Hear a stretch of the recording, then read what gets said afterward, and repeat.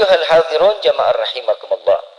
Kalau membahas tentang khitan, Allah memberikan satu keberuntungan untuk umat Islam, laki-laki wajib dikhitan. Mencontohkan pengorbanan seorang hamba kepada Allah dengan mensucikan dirinya, dengan merupakan seorang ayah yang ridha untuk menghilangkan sedikit yang ada di badan anaknya semata untuk menunaikan syariat Allah. Anak kecil dipotong, kita yang gede aja kegores sakit, kan begitu. Sekarang ini banyak metodenya. Ada yang ini hari sunat, besok udah bisa lari. Kesian kan yang zaman kita dulu, Bapak. Dulu kan kita pakai bambu ditajemin. Kalau di Jakarta disebutnya bengkong. Tahu ya? Jakarta disebutnya bengkong. Nah, ini kita disebutnya sunatan massal ada, sunatan dengan cara metode modern ada. Ini ternyata membawa satu kemanfaatan untuk kita semua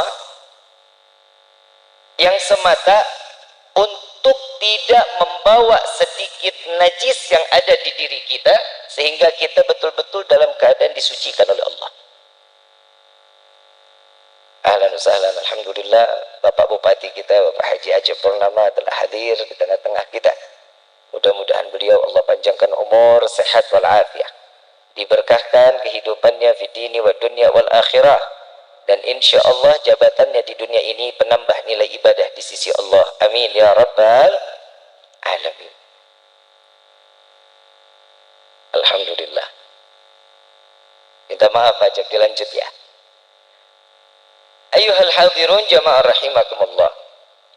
Manfaat khitan ternyata bukan hanya untuk orang muslim. Sekarang orang di Eropa yang non muslim sekalipun berbondong-bondong, mau yang dewasa mau yang sudah tua, mereka mendaftarkan diri untuk dikhitan.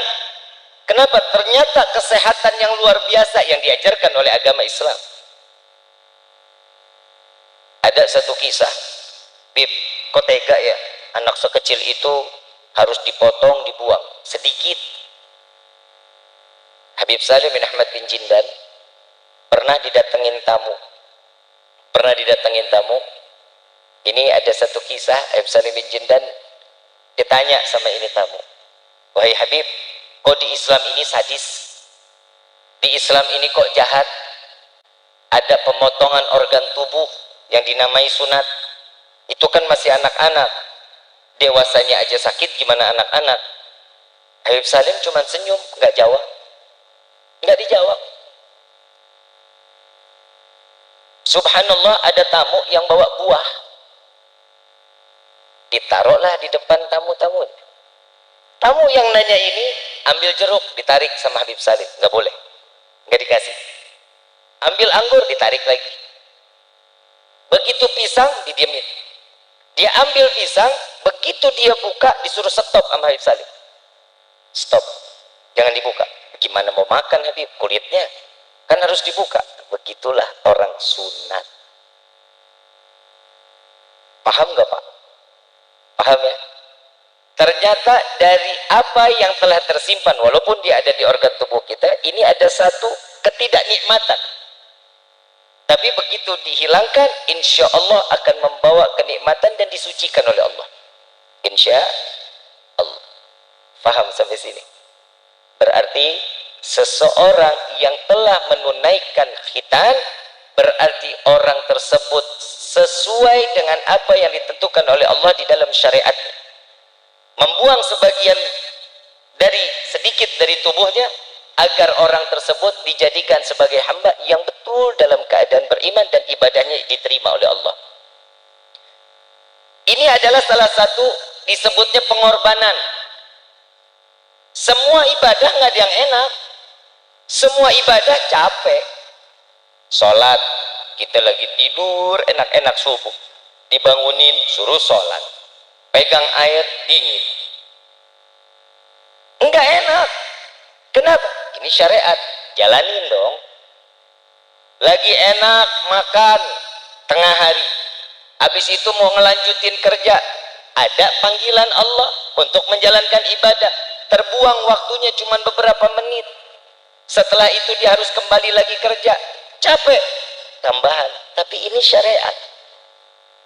Banyak orang yang mengatakan sesuatu yang di dalam syariat ini pastinya akan lelah, tapi akan mendapatkan kenikmatan kelak nanti di dalam surganya Allah. Dunia tempatnya capek, dunia tempatnya capek. Jadi Bapak Bupati capek ngurusin rakyat, ngurusin masyarakat, ngurusin semua urusannya banyak, belum lagi urusan keluarganya, belum lagi mikirin bagaimana kesejahteraan keluarganya, bagaimana anak-anaknya. Satu otak dipikir banyak, ini baru satu orang. Kalau kita kan alhamdulillah mikirin diri aja udah pusing, gimana kita mau mikirin orang, kan begitu. Kecapeannya ini, kelelahannya ini yang saat kita dapatkan di dunia, maka inilah yang menjadi amalia ibadah kita di hadapan Allah, pahala yang kita tumpuk agar kita selamat dunia, selamat akhir. Orang jalan haji, pengorbanan, capek. Mau siapapun dia saat di Arafah kena panas, ya panas, nggak ada yang pada pakai payung. Yang namanya presiden sepanjang jalan Musdalifah, waktu itu ada kisah, ada seorang presiden yang tidurnya tuh di emperan. Itu kalau kita lewat di Musdalifah tuh kayak pepes, semua orang pada tiduran di pinggiran. Mau dia presiden, mau dia orang kaya, mau dia orang siapapun, saatnya ibadah semua sama di hadapan Allah. Ibadah itu nggak dilihat dari nasabnya. Keluarga kiai, keluarga habib, wah udah pasti bener dah, udah pasti sorga. Enggak. Nabi SAW yang dikatakan apa? At-taqwa hahuna. Takwa itu adanya di sini, di dalam hati. Iman, inilah takwa. Untung alhamdulillah ketakwaan nggak dilihat orang yang cantik. Kalau yang orang masuk sorganya itu yang cantik, artis pada masuk ke sorga. Betul nggak? Cantik, skincare-nya aja udah mahal. Betul. Terus yang dilihat apa? Sorbannya, panjangnya 7 kilo. Enggak. Yang dilihat jubahnya panjang 700 meter. Enggak. Apa yang jenggotnya panjang dia orang yang masuk surga? Enggak. Apa orang yang kumisnya tebal pasti masuk surga? Kumis tebal buat nyaring kopi mungkin. At-taqwa hahuna. Takwa itu adanya di sini. Setiap apa yang ditentukan oleh syariat itu wajib, yang dipanggil orang yang beriman, maka ketentuan wajib tidak akan pernah bisa berubah menjadi haram. Tidak pernah akan menjadi sunnah, karena kewajiban adalah kewajiban. Urusan orang tua kepada anak kewajiban. Didik anak-anak kita, didik keluarga kita. Kenapa? Laki hati-hati. Di dalam Al-Quran paling banyak didik keluarganya itu dari lisan seorang laki-laki atau suami. Perempuan urusannya di dalam rumah, nyapu, ngepel, nyuci, sama ngabisin duit suami. Betul kan? Perempuan mah bilangnya ya betul-betul aja. Yang capek siapa? Suami. Yang senang istri. Suami nggak bisa tidur, istri ngorok. Tapi kadang seorang istri ini untuk ngedidik anak suka parah. Hadis Nabi SAW mengatakan, didiklah anak-anak kalian sebagaimana pendidikan yang ada di zamanmu saat itu. Modernisasi boleh, silahkan. Ajarin dengan metode modernnya kita, silahkan. Nabi yang ngajarin boleh. Tapi nggak handphone. Dikit-dikit handphone. Mau makan handphone. Disuruh mandi handphone. Ibu lagi ngobrol, biar nih anak diem, handphone. Betul nggak? Alasannya kenapa sih harus handphone? Kenapa? Biar apa ini anak? Biar anteng? Biar nggak kelayaban? Saya kasih amalan biar anak anteng, mau nggak? Cekek. Anak kecil mana hidupnya anteng? Kalau ada anak kecil hidupnya anteng, periksa ke psikiater. Kenapa? Ada gangguan pasti. Ada masalah ini anak. Yang namanya anak muter-muter keliling-keliling, wajar kan, kita dulu juga begitu. Kita mau makan, sepeda keluar, dikejar-kejar sama orang tua kita. Ini nasi, ada sopnya, ada telur puyuhnya, kadang nasi amat kecap amat telur ceplok. Dikejar ini anak. Kenapa? Ridho. Mendidik seseorang itu jangan tanggung-tanggung. Bib, kalau begitu mah kayak zaman dulu mah capek. Makanya fungsinya yang namanya surga itu ada di bawah telapak kaki seorang ibu, biar capek. Kalau mau enak suruh pindahin surganya ke bapak. Jadi perempuan capek ya wajar, ngurusin anak, ngurusin ini, wajar. Semua wajar. Kenapa? Karena inilah fungsinya seorang istri yang salehah, maka dia pasti akan menjajakan dirinya, kehidupannya untuk bakti kepada suami dan bakti kepada Allah Subhanahu. Ajarin dong, sholatnya dijaga, anak-anaknya ditanyain ngajinya, ditanyain udah sampai di mana suratnya. Kalau kita kan kagak, maaf, kalau kita nih, nauzubillah min dzalik, kalau rumah kita kebakaran, tolong dijawab. Anak kita ada di dalam kamar, kira-kira ini rumah yang lagi kebakaran, anak kita lagi tidur di dalam kamar, kita bangunin nggak? Ditolongin nggak? Ibu, ntar bapak kebakar, nggak apa-apa, pasti nggak apa-apa, Bib, biar saya mati sekalipun, yang penting anak saya selamat. Nggak ada orang tua, udah Bib, biarin aja Bib, stok anak saya masih banyak. Nggak ada orang tua begitu kan, nggak ada. Pastinya diselamatin itu anak. Mau dianya yang kebakar, mau dia ketimpa reruntuhan, bodoh, yang penting ini anak keluar dulu selamat. Tapi di akhir zaman banyak orang tua yang melemparkan anak-anaknya sampai ke jurang api neraka jahanam. Kenapa? Sholat subuhnya nggak dibangunin, sholat zuhurnya nggak ditanya, sholat asar nggak diingetin, sholat maghrib didiemin, sholat isya dibiarin.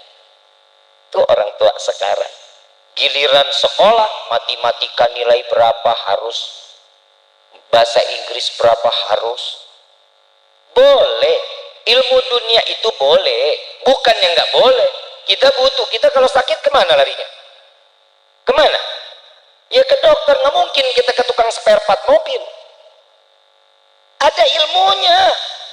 Tapi bukan berarti kita ke dokter terus disembuh saya dari dokter, bukan.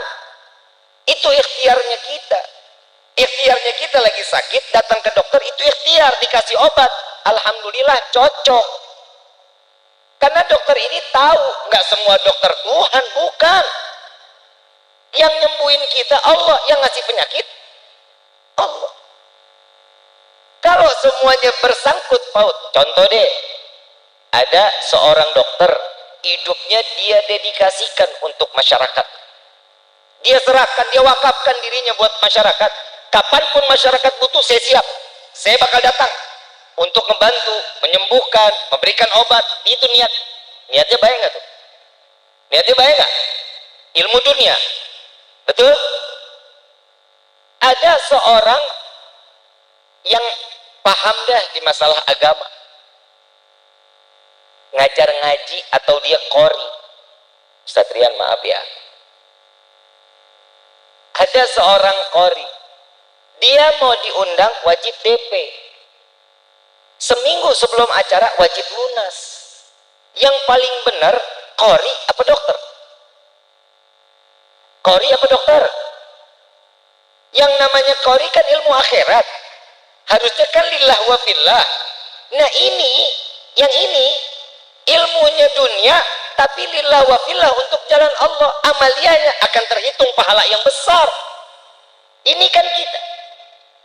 Ada ilmu dunia yang bawa kita ke surga, ada ilmu akhirat yang ngejerumusin kita ke neraka. Na'udzubillahi min. Dua ilmu ini baik, bukan nggak baik. Amaliyah kita nih dijaga, ibadah kita Allahumma deh kurang, bukan main. Sholat tidak pernah khusyuk, wudu kita nggak pernah bener, kadang sama suami galak banget, kadang sama istri zalim, kan banyak yang begitu tuh. Insya Allah sih bukan di sini mah istri-istri soleha, calon bidadari surganya Allah, tapi bohong. Nyenengin orang kan pahala ya. Tadi udah seneng belum dijawabnya? Ya, alhamdulillah kan dapat pahala 2 kali kan lumayan. Mau jadi istri yang solehah, ikut apa yang disyariatkan oleh Allah dengan caranya masing. Urusin suami pahala, senyum pahala, bikinin kopi sambil senyum, apalagi baca sholawat, pahalanya luar biasa. Ditambah goyangan tangannya, ini kan ngelarutin gula mesti digoyang. Sultan aja. Pendidikan ini ada, bukan berarti kita sudah dikasih rezeki anak terus kita diemin, jangan. Ibu pernah gila karena anak, bapak pernah lebih gila buat anak. Ibu waktu hamil mengasih test pack sama suami, dia bilang positif. Ibu cuma nahan sampai 9 bulan. Bapak begitu positif, anak udah masuk di atas di otaknya udah ada, Pak. Betul-betul, Bu. Buat dia bayi sehat di dalam kandungan bagaimana? Cari rezeki. Saat ini ntar lahiran bagaimana? Sediain rezekinya. Cari uangnya capek, sampai ini anak sekolah, sampai ini anak selesai kuliah, sampai kerja, sampai matinya soal yang namanya ayah, pasti baru berhenti mikirin anak. Ibu baru punya anak 2, ntar dulu capek. Kalau perempuan, laki bisa bunting sendiri, insya Allah laki pengen banyak punya anaknya. Tapi ini kan harusnya ditaruh kemana? Kemana? Ke istrinya. Itu titipannya. Makanya Nabi mengatakan nih, banyak anak banyak rezeki. Mudah-mudahan Allah berikan rezeki kita yang luas, diberikan rezeki yang banyak. Silakan. Waalaikumsalam warahmatullahi wabarakatuh. Selamat jalan Bapak Bupati, insya Allah mudah-mudahan Bapak Bupati selamat sampai tujuannya. Amin ya Rabbal Alamin.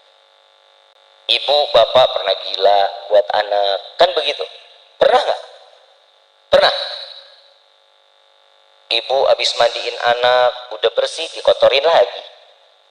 Pernah nggak? Enggak. Dipakein bedak sampai kayak buah kesemek. Pernah. Kenapa tuh begitu? Biar apa? Biar wangi. Nah itu bedak emang diciptain wangi. Kan begitu kan? Ada lagi? Ada.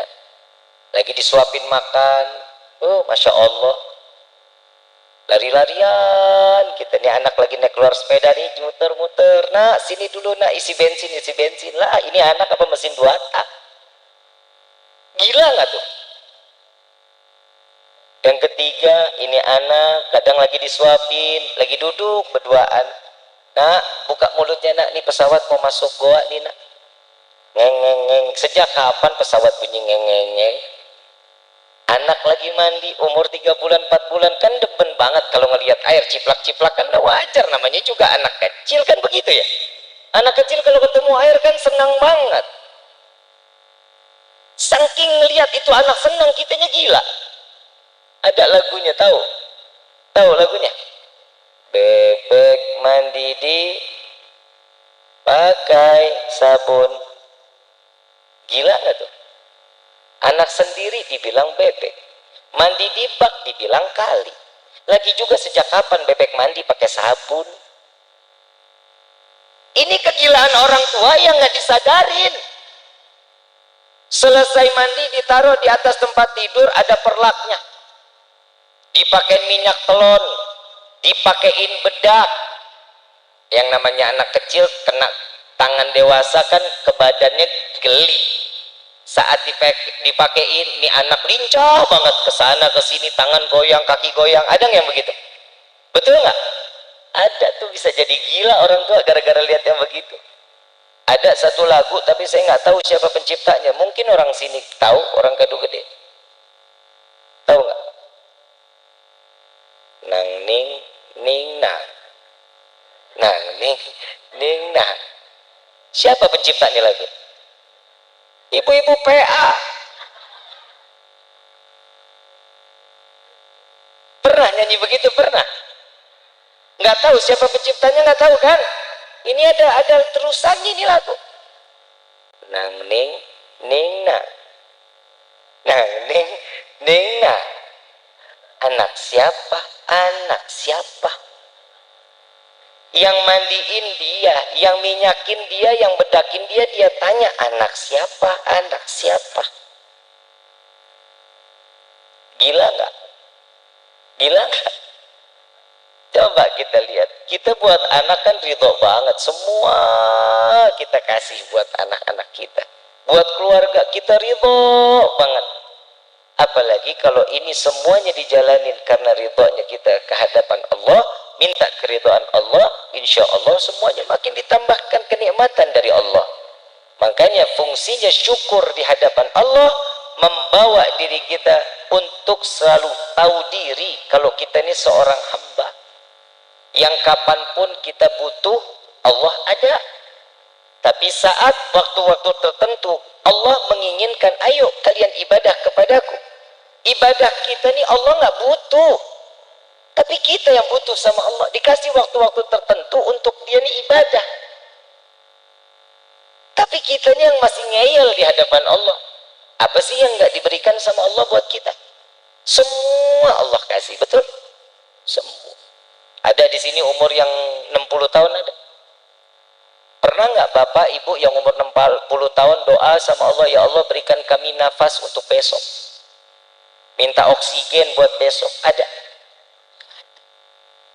Tapi apa? Nggak minta aja Allah kasih. Masalah tidur, kita kadang suka ngiri sama orang tidurnya gampang, apalagi orang kaya tidurnya pasti enak, pakai AC, tempatnya nyaman. Alhamdulillah, kita mah di karpet begini aja tidur pules, ileran lagi. Buat apa yang kita iriin? Kalau orang kaya bisa beli tempat tidur mewah, indah, cantik, bagus, sehat, tapi demi Allah orang kaya nggak bakal pernah bisa beli nikmatnya tidur yang Allah kasih buat kita. Obat tidur ada, nikmatnya tidur nggak ada. Kita mah alhamdulillah semua kita nikmatin, insya.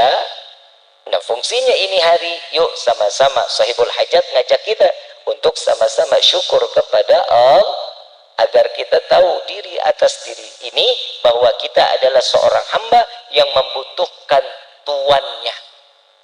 Kita ini kan pembantu, kita ini pembantu. Kalau boleh dibilang seorang hamba yang mengemis kepada siapa? Kepada raja. Siapa? Allah subhanahu, Raja semesta alam, Tuhan semesta alam, Rabbul alamin. Dia yang memberikan kita semua. Semuanya ada di dunia, apa yang nggak ada? Semuanya ada nggak? Ada. Tergantung segimana kita membutuhkan, maka di situ Allah berikan buat kita. Sama begitu juga urusan rezeki. Rezeki dikit, alhamdulillah. Rezeki banyak, lebih dari alhamdulillah, sujud syukur kita harus. Kan begitu. Tapi ini manusia, Ramadan kemarin ini kadang kita suka ngelupain. Lihat Ramadan kemarin rezeki kita melimpah ruang, melimpah nggak? Ada doanya Nabi di situ. Ya Allah berkahkan rezeki umatku tatkala datangnya bulan suci Ramadan. Ini doanya Nabi. Ini doanya. Semuanya kita nikmatin. Buka puasa makan bihun nikmat. Buka puasa makan lontong nikmat. Gorengan nikmat. Itu rezeki dari Allah. Biji salak, tahu biji salak? Ada biji salak di Kuningan ada? Coba lihat biji salak, 11 bulan dibuang-buang, datang bulan Ramadan dicari itu biji salak. Coba kita lihat, nikmat luar biasa. Inilah yang diinginkan oleh Allah saat datangnya bulan Ramadan. Tahu diri kita semua diberikan kelengkapan oleh Allah lewat dari bulan Ramadan. Ayo tingkatin ketakwaan kita. Syaitan bulan Ramadan katanya kan diikat, betul nggak? Dikerangkeng, betul? Betul ya? Dikerangkeng, diikat, nggak boleh keluar, dibelenggu. Begitu selesai Ramadan, ini syaitan dibuka lagi. Ngelihat kita yang selesai dari bulan Ramadan, apabila dia melaksanakan ibadah di bulan Ramadan dengan benar, syaitan nggak bakal mau deketin kita. Kenapa? Bercahaya.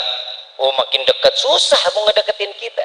Justru nih yang kita khawatirin, selesai bulan Ramadan setan dilepas, kita bersahabat lagi. Ini yang bahaya. Mudah-mudahan Allah jaga hati kita, mudah-mudahan Allah jaga kehidupan kita. Amin ya rabbal alamin. Ayuhal hadirun jamaah rahimakumullah.